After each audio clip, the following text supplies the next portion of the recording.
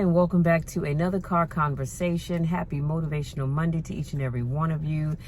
And y'all know where you live. Right now it's 90 degrees here in the DMV. It is a little hot. So if you hear my fan blowing, it's because I have my AC going because it is hot. And my neighbors across the street are playing their music a little too loud. So I had to close the windows to avoid having that get intermingled into my video.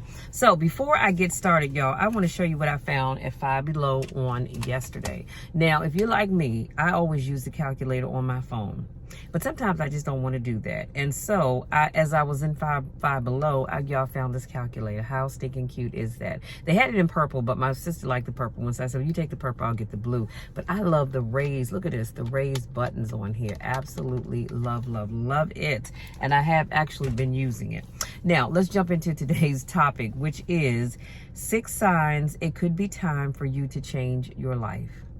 And I've talked about this before, how we get so stagnant in life. We get comfortable and we don't like to move from where we're comfortable because that requires us to step outside of our comfort zone. You know, that little box that we like to live in. And so anytime someone starts talking about moving, adjusting, making changes, sometimes people get uncomfortable. But you know what? I want you to throw that discomfort out the window, tune in, listen to what I have to say, and if any of these things apply to you, then I want you to put them into practice. Life has a way of nudging us to change things, whether we're ready or not. Let's put a pin right there. Too often, life will force us to change, and we weren't ready for that change. So this is why we're talking about this now, because I want you to get ready. So here are 6 signs that you may be ready for change. Number 1, restless reflection. If you find yourself consistently thinking about the direction of your life, questioning your choices, or feeling a sense of restlessness, it may be a sign that change is your next step. If you sit around second guessing yourself, questioning your moves, good, bad, or indifferent, it truly may be time for you to move on to your next step. Your purpose has been served wherever you are, and it's time for you to move on. But many of you can't, don't, and won't move on because you're afraid. See, you know what is going to happen inside of the box that you're in right now, but you don't know what's going to happen when you step outside of that box. But I'm here to tell you, step outside of the box. Pray about it. Ask God to direct your path, and then step outside of that box, because if you don't, you're missing out on so much by being afraid to take the next step. Number 2, your values are in flux. As we grow and evolve, so do our values. And if you think there is a misalignment between your current lifestyle and your core values, it could be a sign that you need to recalibrate your life. Again, we have to be open to these signs and not just brush them off because you don't want to go to the next level. And let me tell you this, some of y'all have been missing out on some blessings that God had for you because you were afraid to take a leap of faith. Now, God may bring those blessings back around, but he doesn't have to, and sometimes he doesn't. So keep that in mind. Number 3, your goals are stagnant. Goals are meant to be dynamic, mirroring our ever-changing aspirations. So if your goals feel stagnant or you no longer resonate with that vision, it might be time to release and rewrite them. So when your goals, like I said, some of y'all, let me just say this, let me keep it honest. Let me keep it 100. Some of you have goals that you've been trying to get to for the last 3 years, okay? And you've yet to get to them. And the reason why is because they don't mirror your aspirations. They're not lining up, and that's why you can't seem to achieve the goals that you've set for yourself. Some of y'all walked into 2025 with the same goals that you had in 2023. And so we're not going to keep doing that. We're going to end that cycle right now. And we're going to do something about it. We're going to make the necessary changes. We're going to step outside of our comfort zone. And we're going to move to the next level. Number 4, courageous contemplation. So contemplating change takes courage. It really does. And if you are brave enough to start facing your need for change, facing it head on, then you are on the right path towards transformation. Again, you cannot hide behind the bushes. You can't hide behind other people. You've got to be willing to face your change head on. And if you're ready to do that, then you are in the perfect place to get to the next level. Number 5, urging for action. Feeling a strong urge to take action, whether it's quitting your job, relocating, or pursuing a new passion. These things signify a readiness for change. Now, let me say this. Before you quit that job, please make sure you have something else in place. I'm not advocating nor encouraging anybody to quit their job if you don't have something else in place, unless God has specifically dropped it into your spirit that he needs you to quit that job now. If you have not heard from God, do not jump out there and make that move. And then you're sitting around thinking, dang, you know what? I should have held on to that job until I found another one, because here I am months later and I'm still looking for a job. So you need to make sure, this is why I always encourage you, pray about everything. But you're going to feel that urgingness to take action. And it's going to be a strong urge. But when you get it after you've prayed about it, then you are ready for change. And number 6, seeking support. Recognizing the importance of a support system, whether it's friends, family, or professional guidance, indicates a willingness to navigate the journey of change with assistance.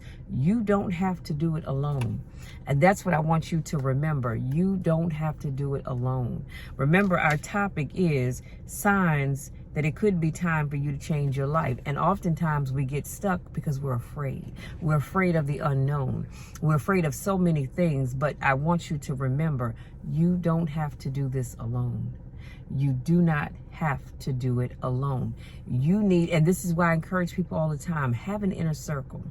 My inner circle is very small. I'm talking this small. Well, y'all can't see it, but that's small. That's how small my inner circle is, because you don't need, nor should you want, a whole bunch of people in your inner circle. And you need people that are going to have your back and not just tell you what you want to hear, because we all like for people to tell us what we want to hear, but you want people that are going to keep it real with you. You want people in your inner circle to say, okay, Michelle, I know that you're feeling these things that I just shared with you, but now's not the time. Why don't you wait until this happens or that happens or the other happens before you make that move? All I'm saying is, you don't have to do it alone. And like I said, if you don't have an inner circle, you don't have close friends, you don't have family members, because sometimes, let's be honest with you, family can be the worst.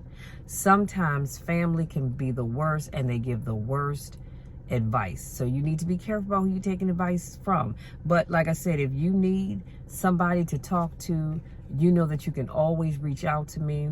Let's talk about it. We can come up with a game plan of how best for you to move forward, and then you can go from there. If you need long-term assistance, I'm also available for that, but just reach out to me. In the Linktree tab, you can find my calendar. Click on that, get on my calendar, and let's have those conversations. Because what I don't want you to do is leave 2025 going into 2026 with the same stuff that you've been dealing with since 2023. Okay? Now, also keep in mind that on Wednesday, I'm going to be talking about and sharing the steps that you need to take to begin the change in your life and starting over. So today we just identified things that you might be seeing and or feeling that might be telling you it's time to change. Well, on Wednesday, I'm going to give you some steps on how to do that and to do it successfully, because what kind of word is that? Successfully. Because when we make these changes, we are actually starting all over. So I'm not going to leave you just hanging. Now, I'm not going to tell you that you might need to change without telling you how to do that. So make sure you tune in on Wednesday, where we're going to talk about how to successfully start over in life. Y'all, that's it. That's all I have. Hopefully something I said resonates with you and helps you as you begin to think about the changes that you need to make. And this is where your journal comes into play, because you all should be writing down things in your journal that I just talked about. And if you put it on paper, it makes things so much easier. So make sure you do that, okay? And then come back on Wednesday and let's talk about how to effectively start over.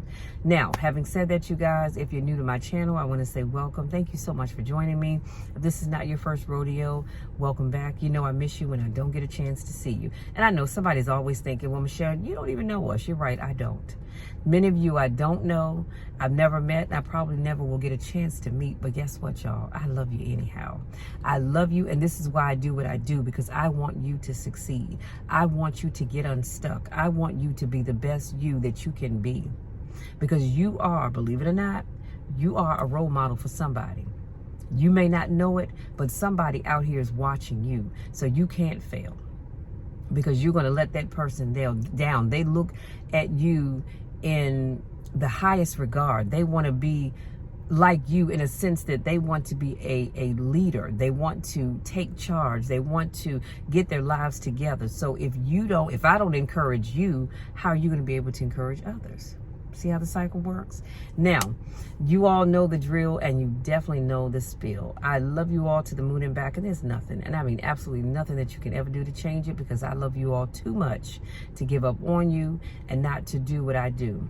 I've said this before, but if you're new, I do these videos 3 times a week. Now, I was doing them 4 times a week, but I said, you know what? I need to leave Saturday for my podcast. So I'm back to my original schedule, which is Monday, Wednesday, and Friday of motivational videos. And I'll throw in a catch up with me video, which as a matter of fact, y'all, I'm going to do as soon as I'm done with this video, because I have some stuff I want to show you. So make sure you watch that video too.